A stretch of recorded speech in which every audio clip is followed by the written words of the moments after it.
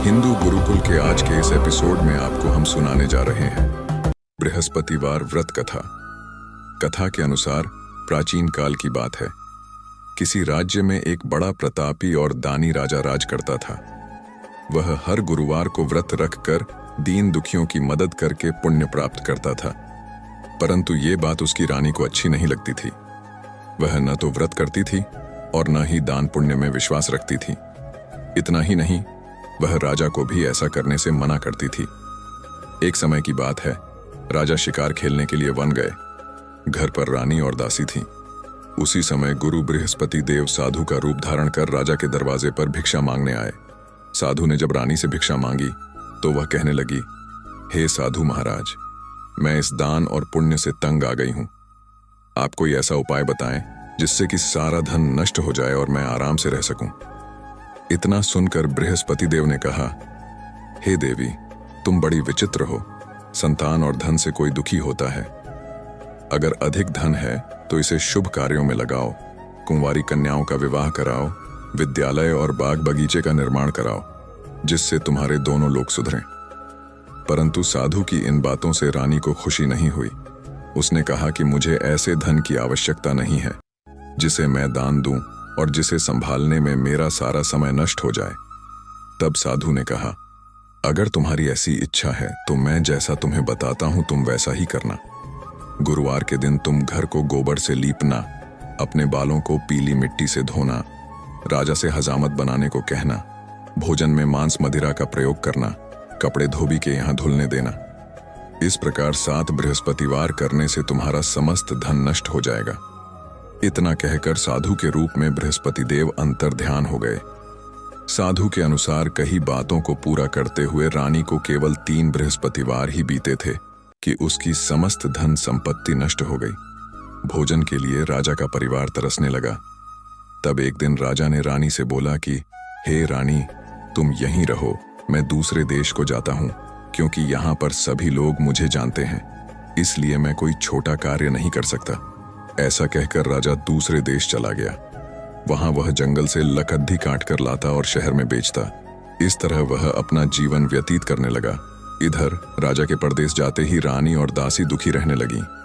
एक बार जब रानी और दासी को 7 दिन तक बिना भोजन के रहना पड़ा तो रानी ने अपनी दासी से कहा, हे दासी, पास ही के नगर में मेरी बहन रहती है, वह बड़ी धनवान है, तू उसके पास जा और कुछ ले आ ताकि थोड़ी बहुत गुजर बसर हो जाए।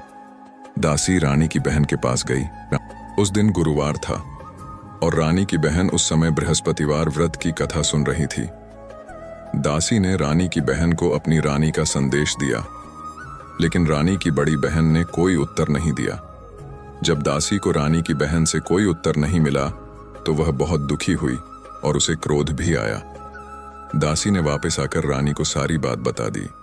ये सुनकर रानी ने अपने भाग्य को कोसा। उधर रानी की बहन ने सोचा कि मेरी बहन की दासी आई थी, परंतु मैं उससे नहीं बोली, इससे वह बहुत दुखी हुई होगी। कथा सुनकर और पूजा समाप्त करके वह अपनी बहन के घर आई और कहने लगी, हे बहन, मैं बृहस्पतिवार का व्रत कर रही थी।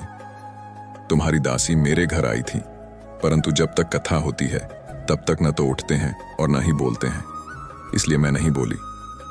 बताओ दासी क्यों आई थी? रानी बोली, बहन, तुमसे क्या छिपाऊं, हमारे घर में खाने तक को अनाज नहीं है। ऐसा कहते कहते रानी की आंखें भर आईं। उसने दासी समेत पिछले 7 दिनों से भूखे रहने की पूरी बात अपनी बहन को बता दी। रानी की बहन बोली, देखो बहन, भगवान बृहस्पति देव सबकी मनोकामना को पूर्ण करते हैं। देखो, शायद तुम्हारे घर में अनाज रखा हो। पहले तो रानी को विश्वास नहीं हुआ, पर बहन के आग्रह करने पर उसने अपनी दासी को अंदर भेजा तो उसे सचमुच अनाज से भरा एक गधा मिल गया। ये देखकर दासी को बड़ी हैरानी हुई। दासी रानी से कहने लगी, हे रानी, जब हमको भोजन नहीं मिलता तो हम व्रत ही तो करते हैं, इसलिए क्यों ना इनसे व्रत और कथा की विधि पूछ ली जाए ताकि हम भी व्रत कर सकें। तब रानी ने अपनी बहन से बृहस्पतिवार व्रत के बारे में पूछा। उसकी बहन ने बताया, बृहस्पतिवार के व्रत में चने की दाल और मुनक्का केले की जड़ में अर्पित करें तथा दीपक जलाएं, व्रत कथा सुने और पीला भोजन ही करें। इससे बृहस्पति देव और भगवान विष्णु प्रसन्न होते हैं। व्रत और पूजा की विधि बताकर रानी की बहन अपने घर को लौट गई। 7 दिन के बाद जब गुरुवार आया तो रानी और दासी ने व्रत रखा। वह गुड़साल में जाकर चना और गुड़ लेकर आईं। फिर उससे केले की जड़ तथा विष्णु भगवान की पूजा की। अब पीला भोजन की चिंता को लेकर दोनों बहुत दुखी हुईं। चूंकि उन्होंने व्रत रखा था, इसलिए बृहस्पति देव उनसे प्रसन्न थे। वह एक साधारण व्यक्ति का रूप धारण कर 2 थालों में पीला भोजन दासी को दे गए। भोजन पाकर दासी प्रसन्न हुई और फिर रानी के साथ मिलकर भोजन ग्रहण किया। उसके बाद वह सभी गुरुवार को व्रत और पूजा करने लगी। बृहस्पति देव की कृपा से उनके पास फिर से धन संपत्ति आ गई, परंतु रानी फिर से पहले की तरह आलस्य करने लगी। तब दासी बोली, देखो रानी, तुम पहले भी इस प्रकार आलस्य करती थी।